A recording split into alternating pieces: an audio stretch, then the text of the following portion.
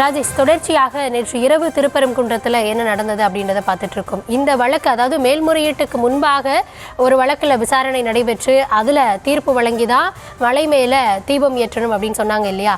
அந்த வழக்கு, அதில் பிறப்பிக்கப்பட்ட தீர்ப்பு குறித்தான விவரங்களை வழங்கலாம். ஏற்கனவே பிறப்பிக்கப்பட்ட அந்த வழக்கு மற்றும் அந்த வழக்கில் பிறப்பிக்கப்பட்ட தீர்ப்பை பொறுத்தவரையில நீதிபதி GR சுவாமிநாதன் அவர்கள் அந்த வழக்கினுடைய அந்த தீர்ப்பை பிறப்பித்திருந்தார். அவரது உத்தரவுப்படி திருப்பரங்குன்றம் மலை உச்சியில் உள்ள தீபத்தூணில் புதன்கிழமை மாலை மகாதீபம் ஏற்றப்படும் என்று எதிர்பார்க்கப்பட்டது. அந்த தீபத்தூணில் மகாதீபம் ஏற்றுவதற்கு முன்னேற்பாடுகள் புதன்கிழமை பிற்பகலில் நடைபெற்றது. தீபம் ஏற்றுவதற்கு தேவையான அந்த விஷயங்கள், நெய், தெரி, சூடம் போன்றவை எல்லாம் மலை உச்சிக்கு கொண்டு செல்லப்பட்டது. ஆனால் மாலை 4 மணி அளவில் மலை உச்சிக்கு கொண்டு செல்லப்பட்ட தீபம் அனைத்துமே கீழே கொண்டு வரப்பட்டது. மாலை 6 மணி அளவிலே தான் மலையின் மீது இருக்கக்கூடிய அந்த உச்சிப்பிள்ளையார் கோயில் மண்டபத்திற்கு மட்டும் கோயில் நிர்வாகம் சார்பில் மகாதீபம் ஏற்றப்பட்டது. இதையடுத்து இந்து அமைப்பினர் மலைப்பாதை அருகே திரண்டு போலீசார் அமைத்திருந்த தடுப்புகளை எல்லாம் கீழே தள்ளிவிட்டு மலை மீது ஏற முயன்றனர். அப்போது கடும் தள்ளுமுள்ளு ஏற்பட்டது. தொடர்ந்து அதையெல்லாம் மீறிதான் 2 காவலர்கள், பாஜக மாவட்ட தலைவர் சிவலிங்கம் உள்ளிட்ட நிர்வாகிகள் ஆகியோர் காயமடைந்தனர். இந்த தள்ளுமுள்ளு தொடர்பாக ஏற்கனவே 15 பேர் மீது வழக்கு பதிவு செய்யப்பட்டிருக்கிறது. வழக்கு பதிந்து 13 பேர் கைதும் கூட செய்யப்பட்டிருக்கிறார்கள். பொதுமக்கள் பாதுகாப்பு மற்றும் பொதுமக்கள் அமைதியை கருத்தில் கொண்டு திருப்பரங்குன்றத்தில் 144 தடை உத்தரவு அமல்படுத்துவதாக மாவட்ட ஆட்சியர் அறிவிப்பு வெளியிட்டிருக்கிறார். இதனிடையேதான் மலை உச்சியிலே தீபம் ஏற்றப்படாதது குறித்து இந்து அமைப்பை சேர்ந்த ராம ரவிக்குமார் உயர்நீதிமன்றத்தில் நீதிபதி GR சுவாமிநாதன் அவர்கள் நேற்று மாலை மீண்டும் முறையிட்டார். இதனைத் தொடர்ந்து நீதிபதி GR சுவாமிநாதன் உத்தரவுப்படி ராம ரவிக்குமார் உள்ளிட்டோர் திருப்பரங்குன்றம் மலை அடிவாரம் பகுதிக்கு புதன்கிழமை இரவு வந்தார்கள். பிறகு CIF வீரர்கள் 67 பேர் பாதுகாப்பு பணிக்கும் வந்தார்கள்.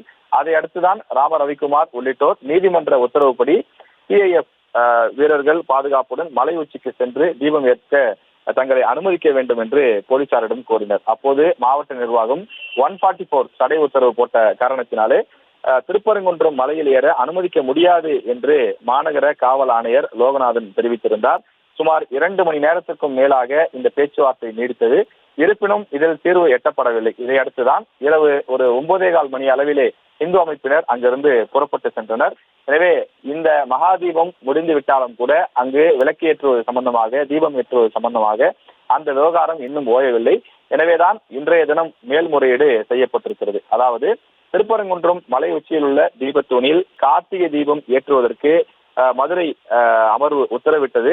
இந்த உத்தரவு நிறைவேற்றப்படாத காரணத்தால் வழக்கு தொடர்ந்த மனுதாரர்கள் மத்திய தொழிலக பாதுகாப்பு அந்த போலீசாருடன் ஏற்கனவே அவர்கள் சென்றிருந்த நிலையில தீபம் ஏற்றப்படாதது குறித்து நீதிபதி GR சுவாமிநாதன் நேற்று மாலை உத்தரவிட்டிருந்த நிலையில் இந்த உத்தரவு ஏன் கடைபிடிக்கப்படவில்லை என்ற கேள்வி எழுந்த நிலையில் தமிழக அரசு மேல்முறையீடு செய்திருக்கிறது.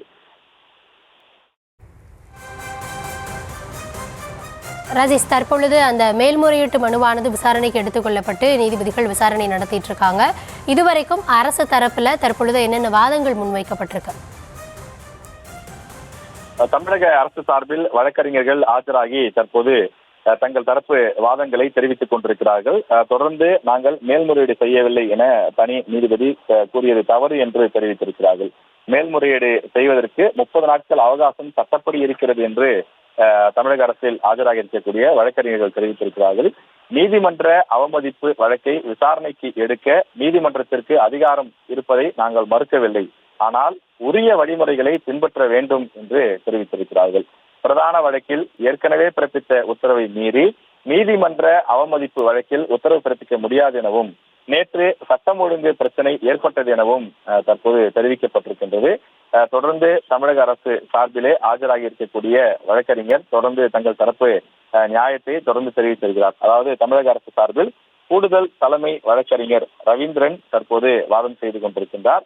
அவர் தமிழக அரசு சார்பில் இருக்கக்கூடிய பல்வேறு விஷயங்கள், நேற்று சட்டம் ஒழுங்கு பிரச்சனை ஏற்பட்டது, அது மட்டும் இல்லாமல் அங்கு மத ரீதியான ஒரு பதற்றம் உருவாக்க முயற்சி செய்யப்பட்டது. அதாவது இந்து அமைப்புகள் சில பேர் தூண்டுதலின் பேரிலே 2 மதங்களுக்கும் இடையிலான ஒரு பிரச்சனையாக இது மாற அப்படி ஒரு சூழலை உருவாக்கினார்கள் என்ற ரீதியிலே தற்போது வாதங்கள் வைக்கப்படுகின்றது. மத ரீதியான ஒரு பதற்றத்தை உருவாக்க முயற்சி செய்தார்கள் என்று தற்போது நீதிமன்றத்தில் தெரிவித்திருக்கிறார்கள். நீதிபதிகள் இதை கவனமாக கேட்டுக்கொண்டிருக்கிறார்கள். தொடர்ந்து 2 தரப்பு வாதங்களையும் கேட்டு அறிந்து அதன் பிறகு தீர்ப்பு வழங்க இருக்கிறார்கள்.